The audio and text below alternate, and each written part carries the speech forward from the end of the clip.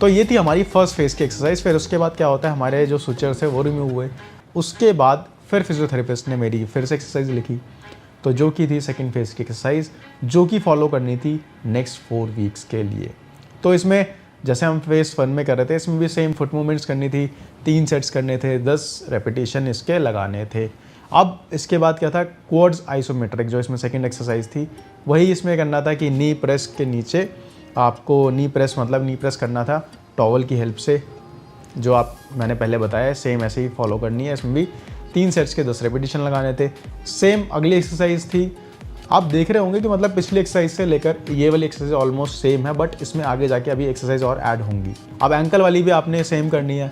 Ankle जो presses करने हैं, 3 इसमें सेट्स लगाने हैं, 10 रेपिटेशन करनी है, और एंकल जो आपका टॉवल है उसको करना है प्रेस। जो इसमें नई एक्सरसाइज थी वो थी एडक्टर आइसोमेट्रिक। इसको अब क्या करना है, जैसे आप वीडियो में देख पा रहे हैं, इसमें आपको जो आपके दोनों नी हैं, दोनों नी के बीच में टॉवल को रखना है, देन दोनों नी से आपको टॉवल को प्रेस करना है। जैसे आप देख रहे हैं, इस तरीके से आपको प्रेस करना है, तो इससे आपकी जो लेग्स में है वो स्ट्रेंथ अच्छी मिलेगी। तो इसमें भी आपको 3 सेट्स लगाने हैं, 10 सेकंड होल्ड करना है, और 10 आपको रेपिटेशन फॉलो करनी है। अब इसके बाद आती है स्ट्रेट लेग रेज।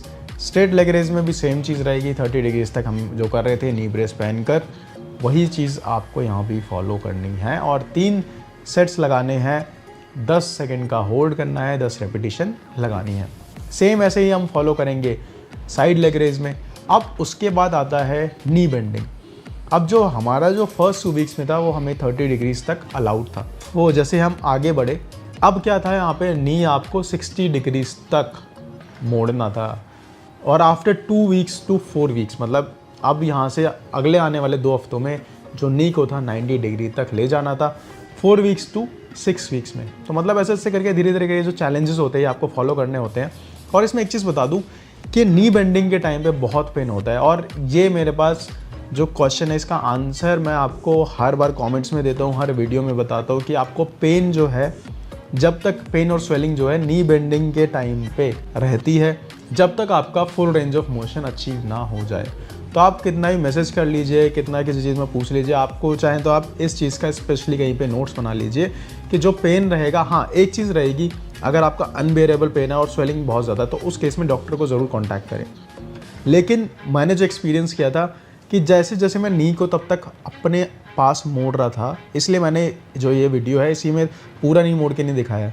पूरा नी मैं आगे आने वाले उसमें एक्सरसाइज में मोड़ूंगा, बट मैं 30 डिग्री कितना मोड़ना है, 60 कितना होता है, 90 कितना होता है, वो चीज़ मैंने आपको इस वीडियो में करके दिखाई। क्योंकि ये जब मैं मोड़ रहा था ना, उस टाइम पे जब मेरी सर्जरी हुई थी, तो मुझे भी पेन फील हो रहा था।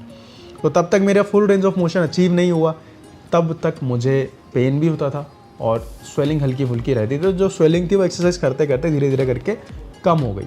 तो इसमें अब क्या करना है, आपको रेपिटेशन उसकी बात कर लेते हैं। इसमें आपको 3 सेट्स लगाने हैं, 10 सेकंड का होल्ड करना है, और 10 ही आपको रेपिटेशन करनी है। अब अगली जो एक्सरसाइज आती है वो है काफ्स आइसोमेट्रिक स्ट्रेचेस।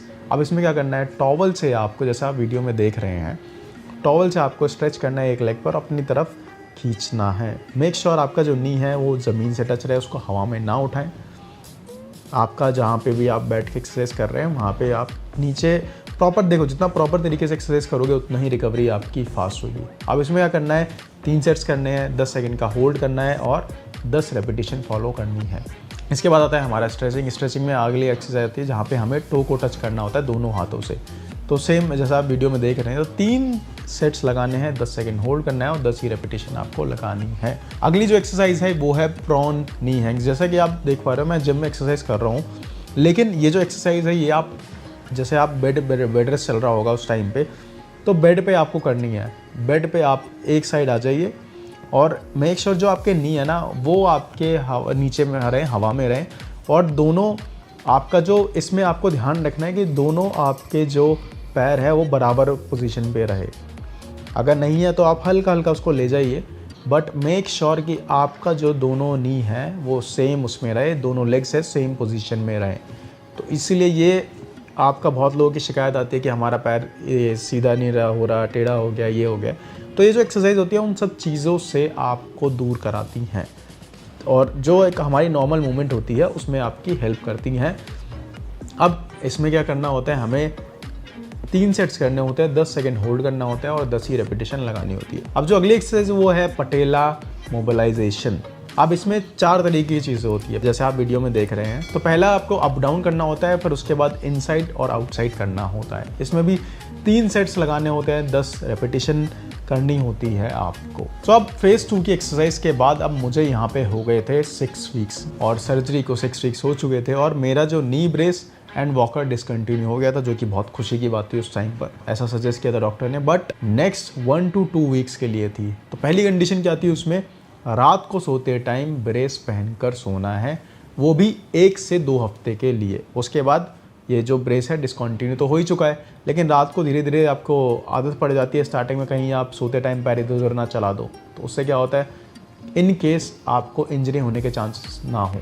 तो इसीलिए डॉक्टर बोलते हैं कि धीरे धीरे करके डिसकंटिन्यू करो और रात को भी पहनो। स्टार्टिंग के कुछ वीक्स में पहनो, उसके बाद धीरे धीरे करके हटा दो। सेकेंड जो कंडीशन थी वो थी, अब इतने दिनों बाद 2 पैरों से आप चल रहे हैं, ठीक है, तो आपकी बॉडी भी उस तरीके से रिएक्ट करेगी। अब आप बॉडी की साइकोलॉजी को समझिए। एक पैर पे आप इतने दिन से चल रहे थे और अब क्या होता है, अब आपको दोनों पैरों पे चलना है, तो अचानक से आप वॉकर हटा के चलोगे तो आपके गिरने के चांसेस बढ़ जाते हैं। तो डॉक्टर वहाँ पे सजेस्ट करते हैं कि पहले तो आप कुछ हफ्ते क्या मतलब, मैं हार्डली 2 या 3 दिन वॉकर की हेल्प से चलाऊँगा, 2 दिन, और उसके बाद मैंने वॉकर हटा दिया था। बट डॉक्टर सजेस्ट करता है कि 1 हफ्ते के आसपास चलना चाहिए, बट मुझे कॉन्फिडेंस फील हो रहा था, इसीलिए मैंने वो वॉकर हटा दिया था। देन मैं दोनों पैरों पे चला, दोनों पैरों के बाद फिर चलने के बाद वॉकर हटा दिया। बट जो सेकंड कंडीशन इसमें क्या रहती है, वो सेकंड कंडीशन ये रहती है कि थोड़े दिन वॉकर से चलना है बोथ लेग्स पर। बात करते हैं थर्ड कंडीशन की।